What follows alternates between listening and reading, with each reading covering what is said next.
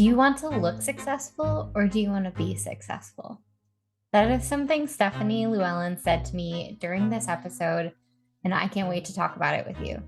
You're listening to the Real Personal Branding Podcast, and I am Lauren V. Davis, and I am so ready for this episode. I would love to be a go-to resource for you to unlock these stories behind the people you see honing in on their specialties, creating content, and producing businesses they love. I hope this show will be kind of a guide for you to craft your own magnetic personal brand, whether you're an entrepreneur, a creative professional, or you're just looking to make a meaningful impact. Today, with Stephanie Llewellyn, we are going to dig deep into personal branding at your own pace. What it is, what it isn't, content creation tips, platform preferences, and even a little bit about how showing up authentically can sometimes, maybe in front of your family or friends, be hard, and some mindset shifts to move through that. If you hear something you like on this podcast, will you please let me know? I'm so serious about this. Text me, DM me, email me. I'm L Davis Creative everywhere. Feel free to share this podcast with someone if you like it and if you think it would be really beneficial to them. Podcasts like mine grow exactly like this. Every time you do it, it really helps me. I'm going to read you Stephanie's official bio and we're going to jump right in. I don't want to take any more time away from this episode. Thanks for listening. Enjoy. My guest today is Stephanie Llewellyn. Stephanie Llewellyn is a content marketing expert, founder and owner of the Social Vine Marketing Agency, creator of the Cool Mom CEO brand, and host of Who Does She Think She Is podcast. She's a multi-passionate, creative-minded single mom and college dropout who took the scenic route to success. I love that. Stephanie has been a writer, creator, and avid sharer of the unfiltered side of life for most of her life. Stephanie's passionate about helping entrepreneurs find their voice, create aligned messaging and content as a brand to promote and ultimately grow their business. She finds it fulfilling to see the shifts that happen in mindset, creativity, and business, and she will never get tired of being part of it. And with over 80,000 followers on social media, like many other people, you are going to be so comforted by Stephanie's down-to-earth, helpful guidance in marketing and strategy, and I cannot wait to share this interview with you. Welcome to the Real Personal Branding Podcast, Stephanie Llewellyn. I'm so excited that you're here. Thank you so much for having me. Yay! You are one of my favorite people to follow on Instagram. You're so funny. I don't know if you know this about yourself. Maybe you do. Maybe it's somehow strategic, but it's the combination of you in real time and then the funniest memes and reels and TikToks I've ever seen from other people even. Yeah. And then you in real time again. And then like, not just about business stuff, but about life, about just the human experience, really. And I was thinking about that. I was thinking about like, why do I just like dig your content so much? And I think it really is that it makes me feel normal, you know, it makes me feel normal. And so I think that's like really I really think that is like the whole essence of having a personal brand. So this is the Real Personal Branding Podcast. And I want to ask you, how are you doing for real right now? How am I doing for real? Like in life? Real. How are you doing for real? Yeah. I'm good. I'm surviving. Yeah. We're not thriving, but we're surviving. Yes, we're surviving. The sun's out. I live in Ohio, so I'll take it. It's like thunderstorming behind me. So I'm glad the sun is out for you. I enjoy that kind of weather too. As long as it's not cold, I like melancholy and gloom. So good. Okay. Great. Yeah, me too. Emo kids for life. A little bit. Yep. Tell me about a little bit how you got started with what you do and tell us a little bit more about exactly what you do for clients. So I got started with what I do when the pandemic hit. Okay. I lost my job as a nanny and a fitness instructor. Obviously, both things kind of shut down. Right. So I had to make ends meet at the time. Well, I'm a single mom. So at the time, my son and I had to move back home with my parents. Very humbling moment. I moved back into my childhood bedroom and it was brutal to say the least. It was wonderful to have family. I'm very grateful for that, but it was rough. So I knew not only did I need something financially to support me, but I needed something. I'm a creative person. I need to be making something. So growing up, I was always writing and like just being dramatic about things. So I needed something to create. So Yes. I just thought, I'm going to start a business, see what I can make money doing. I'm really proficient at admin work. So I started a VA company. So I was a virtual assistant, quickly decided I hated it. I don't want to do anything organizational. Yes. I understand. I'm not, I actually, so the reason I did VA was because I was like, I've been a secretary so many times. I mean, I could obviously do that for other people. And then I was thinking, well, I've actually been fired from most of those jobs. So quickly we pivoted to, when I say we, I mean, I pivoted to social media. That was something that I had been doing just organically for the past like 4 years. And since becoming a single mom, I was showing up on stories and just accidentally building a personal brand. So my business started from there, and I lost clients. I had to clean houses for a while. I started back up. I just kept going, but that's how I kind of accidentally and ended up in social media. But for clients, that has changed over the years. Now, really what I do for clients is just consulting. So strategy, content. I work mainly now with beauty industry businesses. So med spas and hair salons, stylists, that type of thing. Just helping them to create content that speaks to their audience. And helping them build a personal brand along the way, right? Oh, yes. That is the key when it comes to going into different businesses. Like if the owner of a med spa hires me, I go in there and I talk to the whole staff on personal branding. And I really help them own their piece of the big picture. So they're more motivated to create content when it's centered around how this can help them long term, even if they leave that job. So that's like my main focus with businesses. I love that. And first of all, I love that you said you kind of accidentally started building a personal brand, because I think that people think it has to be so intentional, right? Like, oh, it's like almost like they think they're building a business, but really your personal brand is you. Like you are your personal brand. And whether or not you know it, you already have a personal brand. Like you already have one every day, right? Yeah. So first of all, I love that you said that. I'm going to come back to that, but the second thing I want to know is if you could wave a magic wand and change anything about what you thought starting a business would be like, or anything about the process of becoming who you are right now with your business and what you do, what do you think you would change?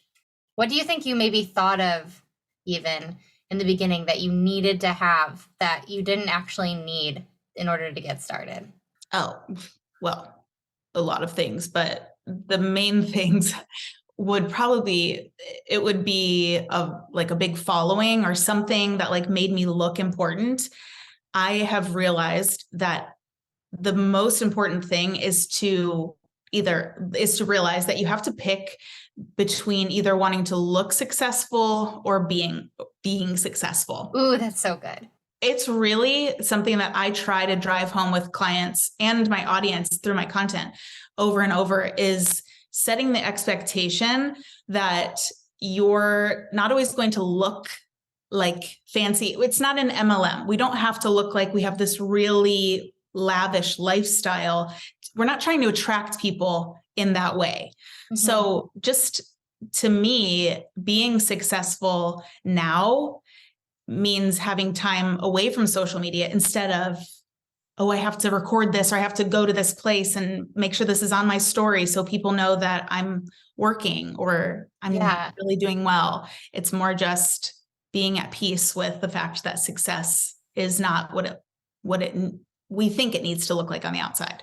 Oh, there are so many times I've worked for like influencers or some big names where even like before I started working with them, they had purchased followers because they wanted to look successful. And in some ways we ended up disagreeing. And I even ended up stepping away from someone because they were like, they were thinking they were playing the game. They're like, I want to play the game. I want to have followers because I know that's the perception that people want of me. And I was like, I fundamentally don't agree. If you're building a business, if you want to have a business, you want clients, and you want the right clients that feel energetically good to you, you have to build relationships, not buy followers that don't actually exist. Yeah.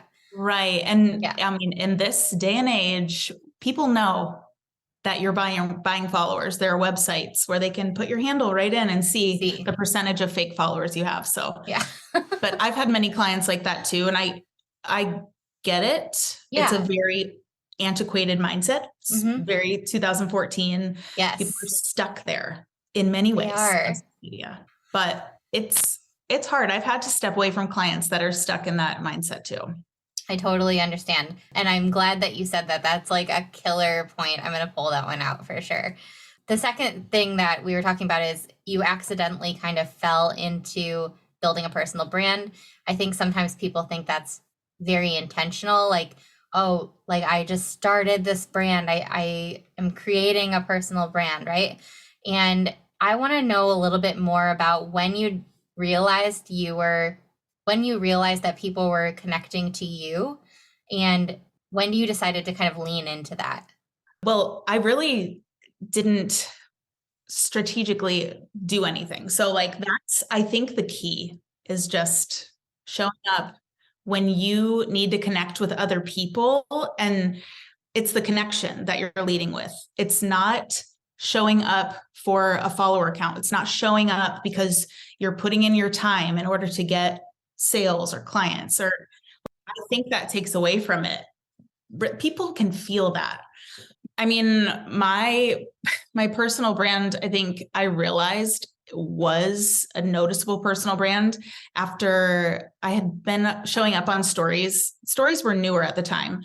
And I was just sharing my journey as a single mom living with my kid who, I mean, it was scary. In the middle of the night, he would wake up and come into my room. And I mean, I just didn't know how to navigate that. So it was so nice for me to be able to connect with other people and just make people laugh. If I wasn't so afraid of the stage, I would love to be a comedian. That was like, this is like my content was my kid scaring the crap out of me in the middle of the night. And I was just like on a human level trying to relate. Yeah. And I mean, I would see people out and they would just start telling me, I love watching your content. I look forward to going to your stories every day. And I think when you're just showing up because it feels good, you forget that people are watching. Yeah. And that's the key. That's the secret, is to just show up when you want to. It doesn't always feel like, it doesn't have to always feel like a job. Right. I know a lot of people will say like, show up even when you don't feel like it, but I don't agree. I don't agree either. I share memes when I don't feel like showing up. Yeah. That's what you get. Oh God. I just want to keep saying same. Yes. Yes. Exactly. 100%. Okay. Thank you for sharing that. I just think it's important that when we are talking, when I have a whole podcast dedicated to how to have a real personal brand, I think that it's important to know that it's not like a checklist or like a set of boxes that you check off and put in the time, like you said, like, oh, just, keep showing up no matter what, do 12 reels a day and make sure that you beat the algorithm or whatever. I had a conversation with someone yesterday where I was like, the algorithm doesn't feed me clients. Like, that is a completely uncontrollable thing, in my opinion, to like use as a tool to give me clients. My relationships bring me clients. I think one barrier that I've really had to work through when working with clients is they will come to me and ask, what numbers are we looking for? What analytics, what data am I looking for? What time do I post? Like the strategy. And in the beginning, when you said you weren't sure if I realized I do this or if it's strategic, but when people ask me about strategy, I truly do not follow a strategy. If I followed a strategy, I would have quit a long time ago. Yeah. Because when you try to follow the numbers and see, like, look to see how many people or who is viewing your stories. There are so many internal narratives that we can feed ourselves that will just drive our businesses into the ground. And it's not worth it to me. I agree. That actually brings me to a really a topic I love talking about with people, because I think it is so interesting to hear different takes on it. But did you ever feel like embarrassed while building your personal brand? Did you ever feel like those internal narratives have ever gotten to you, or like bothered you? Or have you ever felt like you have to outgrow something, like you have to outgrow some life situation in order to like maybe reach the next level in your business or build to the next level for yourself? Can you talk about any of that? The only thing I've really ever been embarrassed of online is when my family watches my stories. I have a very conservative aunt and uncle that I'm always like, oh, they're not going to like that. But truly, I got all of my embarrassing moments out of the way before this was a big thing. Yeah. I mean, I shifted internally my mindset of failure and risk. And I was told by someone that I dated in the past that I quit everything. And I chose to reframe that for myself. And I eventually told him, I don't quit everything. I just try more things. And the fact that someone who had been at a job for 20 years, the same place, I'm like, that's very sad that you don't want to take a risk. And that moment removed the shame for me. So now I'm like, when I'm about to do something that I could fall flat on my face, I'm going to share every step, because I feel like that makes other people feel like she failed, she's still okay, and she kept going. So I'm just going to try it. Just screw it. I mean, what's the worst that can happen? It won't work out, and you just choose something else. Thank you so much for sharing that. So reframing it, like understand that sometimes the things that people tell you are your biggest flaws are actually your greatest strengths. Mm-hmm. You know, it's all perception. It's a matter of how you look at it. Exactly. Did you ever feel like you had to outgrow people, places, things in order to keep moving through your business? Like as you became more successful, I think what happens is a lot of clients will we will be inching towards this like amazing growth and everything that they've ever wanted. And then all of a sudden something like all of a sudden this like invisible ceiling pops up, and it many times feels like they're scared to outgrow something in their life. And by sometimes stepping over that line, they feel like they're outgrowing something. And I think for so many people building businesses and becoming entrepreneurs and building even their personal brands in more of like a public setting than they have before, it can feel really scary. And I just want to know if there's ever a time that you felt like you kind of had to outgrow something in your life, anything in your life. Oh, yeah. Well, I think the main thing that I have had to come to terms with is that I'm not afraid of failure. What I just talked about, that has never been a problem for me. What I'm afraid of is success. Yeah. Way more than failure. And I couldn't figure out why, but that is exactly what was stopping me. Every time my business was picking up momentum and I was doing great, I would somehow sabotage myself, because my whole life I've played a role. I've been one type of person. And for me to break that ceiling and become someone up here who sees success, finally I'm up higher, but now there's further to fall. Yeah. And there's more people watching me. And if I just stay here, then I've fallen that little bit. I've done that before. A few times. I know I'll be okay. But if I give success a real run for its money, then I'm really afraid of what will happen or how I'll return to my quote unquote normal life if I have to like go back to my peasant ways. Is like the most dramatic way of thinking about it. But it makes so much sense though. Yeah.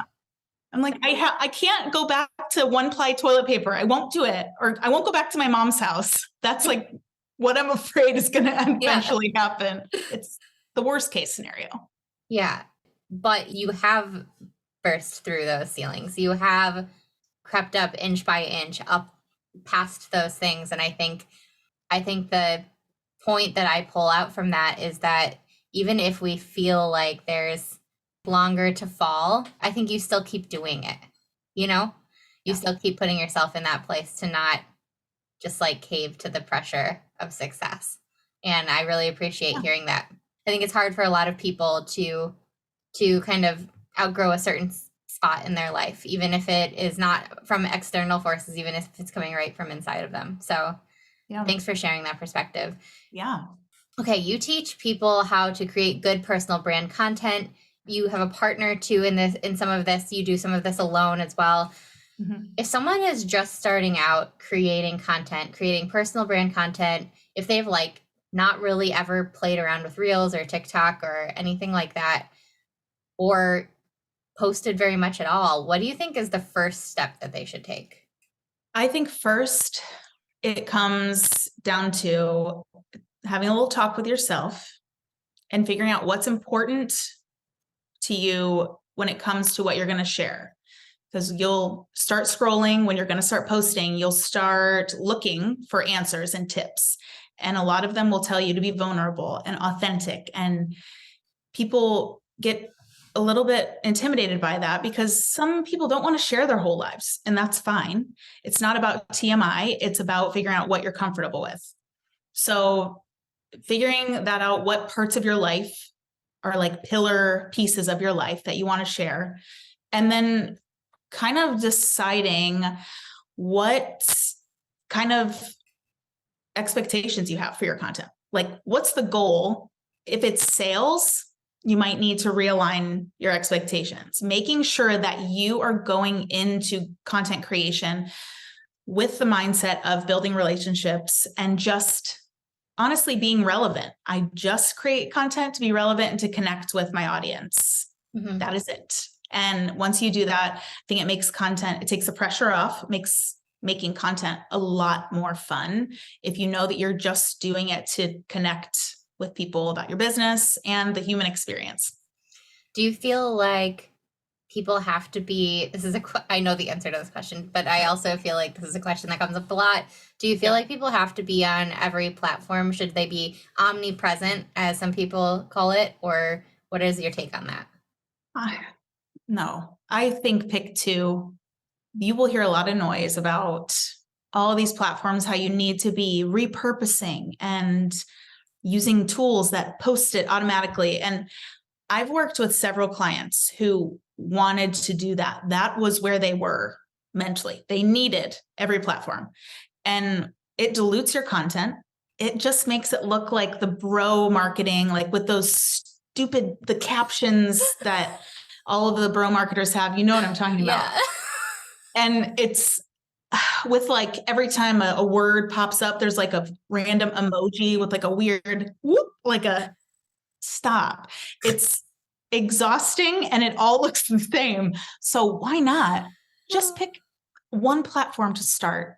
And then if your mental health is doing okay at that point, add another. I always say pick one platform that your audience is most likely to be on. And then the second platform you should pick is the platform that makes social media fun for you. Yes. Because if you can get used to having fun by opening up whatever app that is or planning some content and it's like actually fun for you, then it won't be as hard to do the other one too, you know? Yes. Yeah. You can't do something if you're going to have a visceral reaction every time you open Instagram. Like, it has to be enjoyable to some degree. And in some ways also just like the content consuming side of it, as someone in social media, and I experience this too, I have to put a lot of boundaries on what kind of content I consume, because otherwise I would be on my phone constantly, or I'd be consuming content constantly, and it's a lot. So I always make sure that I talk to clients when they're starting like a new project or a new campaign on like let's say Instagram or something. I'm always like, please curate your feed as much as possible to be only things that inspire you, that bring out the creativeness in you. You don't have to follow everyone. You don't have to follow all the meme accounts. You don't have to follow all the entertainment accounts. You don't even have to follow your mom, or you could, and you can put her on mute, like follow the people who actually bring you joy and who inspire you, so that way you can keep social media not only like a fun place for you to open up, but also a safe place for you and your brain, and set those boundaries for you. Social media is for you, right? Yes, that's been so difficult for me. I've recently turned on the time restrictions on all of my social media apps, and I know that you can just say ignore, but I was having a problem with it's a reflex. Yeah. Pick it up and go on there. So now I go try to get on there and I'm like, oh, that's right. Yeah. I'm not doing that. It helps so much though to have that boundary with yourself. It does. It really does. Oh my gosh, so much. Okay, so let's say that someone is on a more intermediate level. They've experimented with reels, they're familiar, they've experimented maybe with TikTok videos, because this is what a lot of people are talking about right now. This is the type of content. But maybe their reels or TikTok videos aren't really pulling the numbers they want to see, even though they're being consistent, because everyone says be consistent. What do you think your advice is for that? When it comes to the numbers, I mean, again, we don't have control of that. You can honestly have the best content that is so perfect for your target audience, but we're at the mercy of, I don't even know how many algorithms are working at one time. I don't know about it. I don't control it. So I can't worry about it. And on TikTok, I will say there was something called heating. Did you ever hear of heating? No. Okay. So people that work at TikTok were heating certain videos, and people like creators were paying people who are working at TikTok to heat their video, meaning push it through. So they just pick randomly what gets pushed through.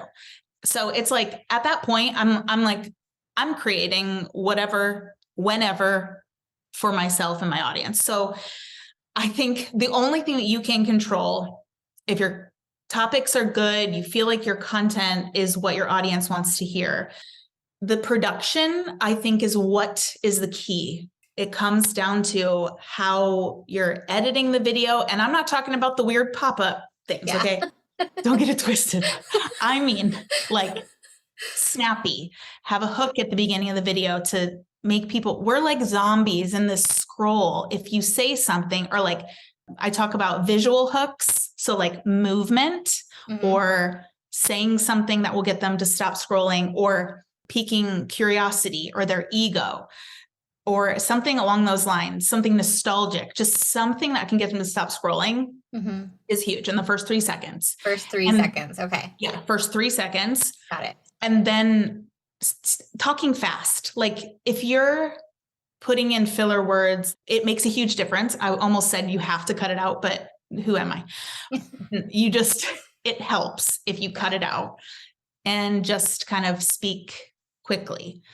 But if you're doing that and using calls to action that don't always serve you, maybe it's just a call to action that says, do something for yourself today, or just something like that you're teaching them and you tell them to implement it or something. It doesn't have to be self-serving.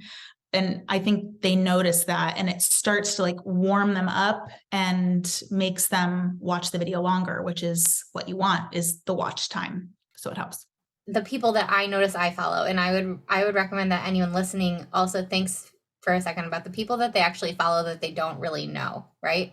Like they don't know on a personal, like we go out to coffee basis or something. The thing that makes you follow them is usually some kind of relatability or some kind of personality trait or like relatable feature about that person, or something that you both like, or some value that you both have. And I think that while you don't want to like force authenticity, and you don't want to force that, I'm so genuine, right? I think that there is something to be said about bringing those lines through your content if you feel comfortable, right? If it doesn't put you in an unsafe space, or if it feels good to you to talk about those things. I just want to like emphasize that you don't need to be afraid to, like, that nobody needs to be afraid to infuse some of those things, to infuse those quirks about your personality, because that relatability and someone being like, I self-identify with this is then probably one of the main reasons that videos do well nowadays, wouldn't you say? Oh, 100%. If you're showing up on social media or in your marketing in general, acting like someone you're not, you're going to start to attract people that you don't want to work with. They're not your people. So it is really scary to show up as yourself. I mean, some of the polarizing things that I say, and it's not like political. It's like, No. I can't stand people that own hatchback cars. Like Yeah. that's like the polarizing content I'm talking about. But just like things like that, showing up and standing for something, no matter how small it is, it's scary because a lot of humans, I don't know what the percentage is, but a lot of us have that feeling that of abandonment. We don't want people, and it's on a small scale, but we don't want people to leave us. When people unfollow our account, it's almost like, oh, well, fine. Why? And Yeah. here Instagram's like removing followers that were bots. Yeah. It's okay. But it still feels like we did something wrong, especially if we've been showing up as ourselves. But let them go. And the ones who want to stay will stay. Yeah. Thank you so much. Okay. Do you have a preferred platform that you love the most? And like, where do you hang out? And go ahead. Well, Instagram feels, this is how, okay. So I have synesthesia. We talked about this? Synesthesia. I feel like we maybe talked about it, but I don't remember now. Okay. It's a little left field, but yeah. So the way that I see social media platforms, it's like I see words as certain shapes. So like people are shapes. Okay. But like TikTok to me feels like a club. Okay. I want to go there sometimes. It's a lot happening. Yeah. Very sensory overload. It's fun to hang out at sometimes. I don't know the people real well. Instagram feels like a cozy home where I always come back to Instagram. It feels more quaint and safe. And that's where I nurture the people that are in my community, is on Instagram through stories. Oh, I love that. That's how I feel, I think, about Instagram, is that it feels like a home to me. Yeah, like a little cozy with a fireplace, like, and then Facebook feels like a convention center. You're right. Oh my goodness. What does LinkedIn feel like to you? Oh God, that feels like a hotel basement, like when you're going to some type of auction. I don't know. It feels so formal, that was but like so specific. Unnecessary. I can picture it. Oh my God. I love it. Okay, thank you. Yes. I agree. I think I agree with all of those things. I think LinkedIn feels like I know that I get traction there, but I don't like know the people I don't feel like I have some like connection with them yet. And sometimes that changes, of course, but it's also full of people in my DMs trying to sell me something. I mean, automated. Yes. One time someone put in my direct messages, if I wanted to be ignored, I would have stayed with my ex-girlfriend. That was one of their automated messages. Wow. Well, I know. I was like, I was like, I'm blocking you after this, but does that work for you? It made you want to respond just a little bit. And he was like, actually, it does. Would you like to set up a call so I can tell you how? I'm like, no. Sorry, tangent, but no, don't do that. Just don't do that. That's one of the things we're not doing. And we're not into the cold message on any platform. No, or the cold message that's just like inappropriate on all levels. Yes, LinkedIn does feel a little bit like a lot of people are trying to make it a dating site. Feels uncomfortable. It feels weird, but like there's also good people there. I like it, but also Facebook, like you said, it does feel like a convention center. Feels like a mega conference or something. Yeah, with my mom there and my grandma. That sounds like almost like a dream where like you're at a place where you know all the people, but there's people that don't belong there, you know? Okay. Yes. I'm reeling it back in here. Reeling it back in here. Okay. All right. Where can people find you if they want to learn more about creating content? Where is the place that you suggest they find you? I know Instagram feels like home to you. It feels like love and like it's got a cozy fireplace. Is that where you hang out the most? Yeah, it is. TikTok is my drive-by platform. I'll just drive by and create content, post it, and I get out of there because I'll scroll. I'll get sucked in. So Instagram, the Cool Mom CEO for sure is my home base. That's awesome. And what do you think has been one of the things that you feel is like a giant myth in that you want to bust for anyone that's listening here today? It could be about life, it could be about business, it could be about Reels and TikTok. It can be about anything. What is a myth that you are like, I got to get this off my chest and tell people that this is not how it is? Oh God. Well, this is one. You can do two. Well, the one that comes to my mind immediately is that you don't need a team. You don't need a team. You don't need to tell people you have a team. And when you have a team, you don't need to keep referencing your team to seem important. Oh, good one. We know that the people, a lion doesn't have to tell you it's a lion. It's just a lion. But a wolf in sheep's clothing would tell you that it's a sheep. So, oh crap, that is such a good metaphor. it's rampant. Like TikTok, people will say, my team filters the comments. I'm like, just say, why? Just say it's an insecurity. I get that. And I had it too. And I would say my team, I don't have a team. I don't even know how to have a team. I need a team, but it's not the flex that people think it is. Yeah. So just know it's okay to do it by yourself. And that's more than good enough. Yeah. And people run successful businesses by themselves all the time. Yes. Yeah. All the time. It is also nice to have a team member. I'll say that. I would love one. Yes. I would love one. I would not be anywhere without my executive assistant, Melissa. She's amazing, but my team is not huge. And, I've got a graphic designer and I've got an assistant, and they work like the smallest amount of hours per week that I can get them to work and still keep their job. So yeah, I think it's important to note that not every person that has a business that's running and successful by our own terms of what success is to us doesn't mean that they have a giant team or that they need one. Yeah. Yes. Yeah. Great. I mean, I would be grateful for a team, but yeah. All right. Thank you for coming on the Real Personal Branding podcast today. Is there anything that you wanted to share with the audience before you go, or even any like worksheet or resource that you have for them that you might be interested in sharing, or somewhere to send them? Let me know. Yes. On my Instagram, I actually have a couple freebies to help you with creating content. So if you want me to just I can send you those to put in the show notes. Well, yeah, and we'll just link your Instagram there too. So that's always in the link inside your bio. Yes, always. Cool. That's awesome. All right. Yes. Thank you so much for coming on the Real Personal Branding podcast and sharing how you really feel about social media. It's very special to me to talk to somebody who isn't a wolf in sheep's clothing. It's really nice.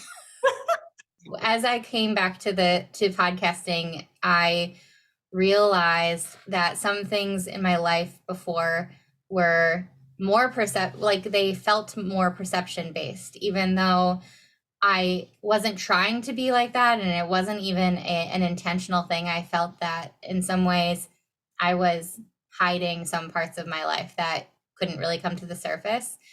And since my life has changed a bit in the last couple of years, it's like I have less tolerance for putting up with any person who I don't think is who is being their real self and giving the real deal all the time. And so I just want to say I appreciate you, and that is why I asked you to come on the show today, and I'm excited to see what you do next. Thank you so much for having me. Thank you. Thank you for listening to this episode of the Real Personal Branding podcast with my guest, Stephanie Llewellyn. Here are a couple of things I wanted to pull out from this episode and kind of highlight for you. Being authentic and showing your real self online is key for connecting with your audience. It's always good. You don't need a huge team or a following to be successful, and you can do things at your own pace. Picking 1 to 2 social platforms to focus on rather than trying to be everywhere, that can be a really good thing. And creating content should be enjoyable, so don't force it if you're not feeling it. What did you think? I would love to hear from you. Did you like this episode? I like knowing what stood out to you because I want to bring you episodes and content that you are thoroughly enjoying. So come find me on Instagram or LinkedIn at LDavisCreative. Feel free to let me know what you thought and let's have a conversation about it. Let's be real friends. This is the Real Personal Branding Podcast after all. Or if you loved learning about personal branding today, please join me in my free Facebook group called Personal Branding and Social Media for Entrepreneurs. Also, it wouldn't hurt to reach out to Stephanie and just say what you thought about this episode. Tell her that you loved this episode or what you took away from it. I think she would really enjoy that. And if you related to a lot of what Stephanie and I spoke about today, I think you might be interested in this retreat I am co-hosting with my friend Molly Gershom this January. You deserve the time and tools to get some clarity, but making that space for yourself is not always easy. And Molly and I are inviting you to hit pause and join us for a 2.5-day retreat. It's actually 2 days, but there's a little mixer the day before it starts, in an inclusive and uplifting experience for women entrepreneurs to get real about the possibilities and challenges of building their business and leading their life with both practical tools and the space to fully express themselves. We're inviting you to dig deep within yourself, discover what's holding you back, and take the next steps in creating the business and life you want. This is going to be January 26th and 27th of 2024. It's going to be in St. Louis, Missouri, right in the middle of the Midwest. Drop a link in the show notes for you.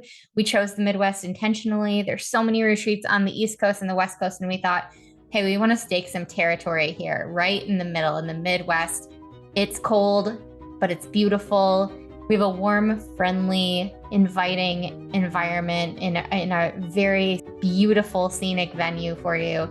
We can't wait to meet with you, help you get some clarity, and help you really build that life and business that you want. Well, friend, this wraps this episode up.